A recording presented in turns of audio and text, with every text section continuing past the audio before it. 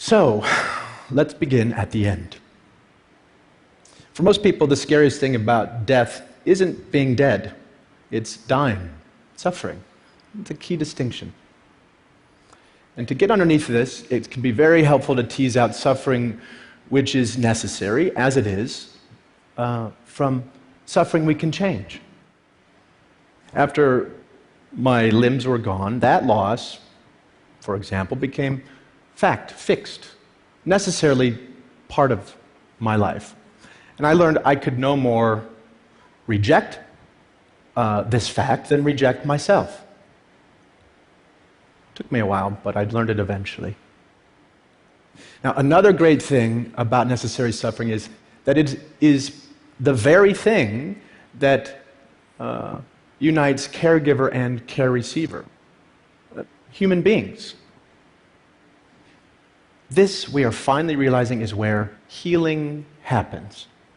Yes, compassion. Literally, as we learned yesterday, suffering together. Now, on the systems side, on the other hand, so much of the suffering is unnecessary, invented, serves no good purpose. But the good news is, since this brand of suffering is made up, well, we can change it. After all, our role as caregivers, as people who care, is to relieve suffering, not add to the pile.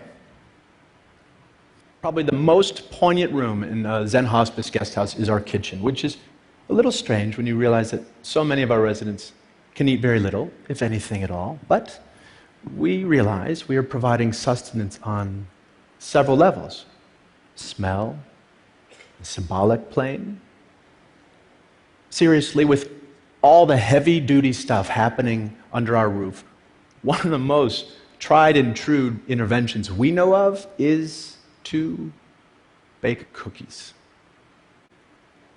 So, since dying is a necessary part of life, what might we create with this fact?